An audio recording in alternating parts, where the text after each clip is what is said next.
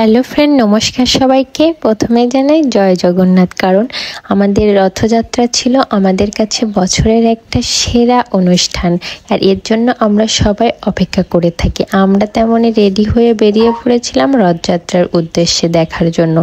যেহেতু আমার মেয়ে সকাল সকাল ঘুমায়, এই জন্য আমি বেশি সকালে যেতে পারিনি, আমি দুপুরের দিকেই গিয়েছিলাম। আর যেতে যেতে বাইরের পরিবেশটা এত সুন্দর ছিল, আকাশটা মেঘলা ছিল, আর এই বৃষ্টির সময় এই যে রাস্তাঘাট প্রকৃতি পুরো সবুজ হয়ে যায়, দেখতে যে কত ভালো লাগে আমার।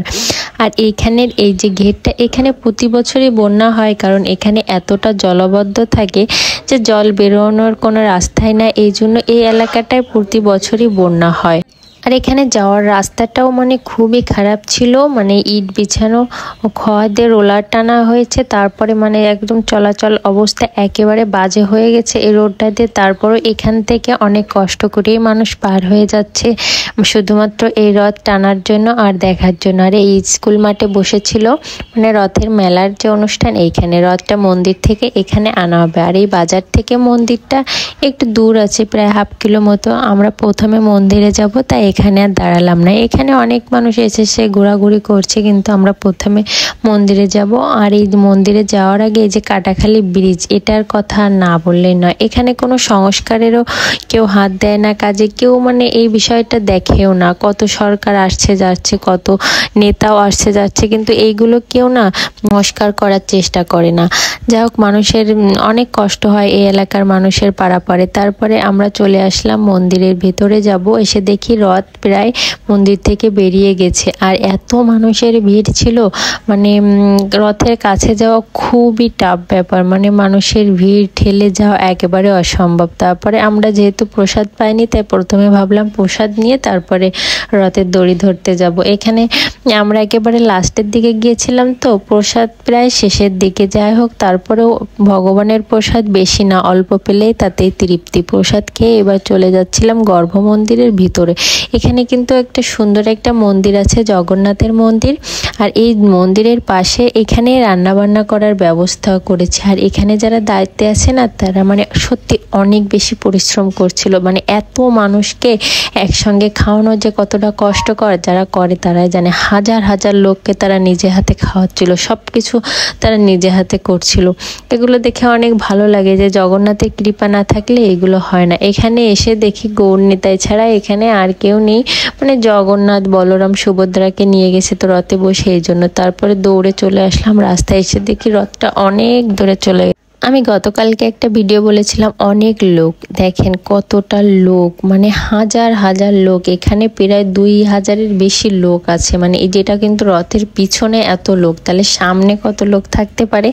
এই জন্য সামনে তো আমি যেতেই পারিনি, অনেক ঠেলা ঠেলি করার পরে একটু কাছে যেতে পেরেছিলাম। তারপরে আমি আর কোনোভাবে হাতের নাগাল পাচ্ছিলাম না ক্যামেরা করার জন্য। তারপরে আর্যর কাছে দিয়ে চেয়েছিলাম, সেই ক্যামেরা করছিল, কারণ মেয়েকে কোলে নিয়ে ক্যামেরা করতে আমার একটু অসুবিধা হচ্ছিল। এত লোকজনে কে হাঁটা লাগছে না, শুধু দাঁড়ায় থাকলে আপনাকে মানুষজন ঠেলে নিয়ে চলে যাবে, এমন একটা অবস্থা। তারপরে আমরা আস্তে আস্তে হেঁটে হেঁটে এগোচ্ছিলাম সবার সঙ্গে তাল মিলিয়ে, কারণ এখানে তো আপনি চাইলেও দৌড়িয়ে পার হওয়া যাবে না, এমন একটা অবস্থা। তারপরে রথটা কিন্তু এই যে কালীচরণপুর যে স্কুল মাঠ আছে, এখানে এসে থামবে, তাই সবাই এখানে আস্তে আস্তে গুটি গুটি পায়ে রথের পিছ যাওয়ার চেষ্টা করছিল। আর দেখেন এইবার বোঝা যাচ্ছে যে এখানে কত লোক, রথটা কোথায় আর এই যে আমরা কত পিছনে, আমাদের পিছনেও কিন্তু অনেক লোক আছে। তারপর আমি এক সাইডে দাঁড়িয়ে গেলাম, আর আর্য ভিডিও করতে করতে একটু সামনে এগিয়ে গেল রথের কাছে। এই যে এখানে এখন রথটাকে নামাবে মাঠে, তাই একটু পরিস্থিতি নিচ্ছিল যাতে বলরাম, সুভদ্রা, জগন্নাথের কোনো আঘাত না লাগে, তাই একটু ভালোভাবে প্রস্তুতি নিয়ে আস্তে আস্তে করে রথটাকে নামাচ্ছিল। আর এখানে এসে বোঝা যায় আসলে রথের মেলার জন্য আমরা সনাতনীরা কতটা অপেক্ষায় থাকি সারা বছরের, যে এত লোক ছুটে এসেছে আজকে শুধুমাত্র এই রথের মেলা দেখার জন্য। আর আমার কাছে না শহরের থেকে গ্রামের রথের মেলাটা অনেক বেশি ভালো লাগে। আমি শহরেও দেখেছি অনেকবার, খুলনায়ও দেখেছি, খুলনায়ও অনেক লোক হয়, কিন্তু এই গ্রামের মতো সেই যে মেলা বসে কত আনন্দ হয়, এখানে এই আনন্দটা আমি শহরে পাই না। এই জন্য আমি ছুটে চলে এসেছি গ্রামের রথের মেলা দেখার জন্য। আর মাঠে এসে দেখি কি প্রচুর কাদা, তাও কেউ যে কাদার ভয়ে নামছে না এমন না, সবাই কাদার ভিতর দিয়ে হাঁটাহাঁটি শুরু করে দিয়েছে। তারপরে রথ মাঠে এনে রাখলে সব ভক্তরা কাছে কাছে যেয়ে প্রণাম করে যে যার মতো বাড়ি চলে যাচ্ছিল। আর আমরা যেহেতু একটু দেরি করে গিয়েছিলাম, প্রসাদও বেশি পাইনি, এই জন্য আমরা ভাবলাম বাজার থেকে কিছু একটা খেয়ে নেব। তাই এখন বাজারের দোকানগুলো খুঁজছিলাম কোথার থেকে খাওয়া যায়। এখানে বসে চারিদিকে দেখছিলাম যে আসলে কোন পাশের দোকানগুলো আছে খাওয়া দাওয়ার। এখানে অনেক দোকান উঠেছিল, কসমেটিক, নাগরদোলা, মানে অনেক রকমের দোকান। তারপরে এখানে আমরা বসে পড়লাম চটপটি খাওয়ার জন্য। আমি একটি চটপটি নিয়েছিলাম, আর আমার মেয়ে আর আর্য ওরা নুডলস খেয়েছিল, ওরা চটপটি খাবে না এই জন্য। তারপরে চটপটি খেয়ে আমি দেখলাম কি এবার রথের কাছে মানে আর লোকজনের ভিড় খুবই কম, তাই খুব কাছ থেকে যে জগন্নাথের দর্শন করলাম আর একটু প্রণাম করলাম। আর তারপর প্রণাম করেই বেরিয়ে পড়লাম বাড়ির উদ্দেশ্যে। তারপর রাস্তায় এসে দেখি আবার জ্যাম, মানে সে ট্রাফিক জ্যাম। তারপরে অনেক কষ্ট করে একটি ভ্যান ঠিক করে আমরা বাড়ির উদ্দেশ্যে রওনা দিলাম।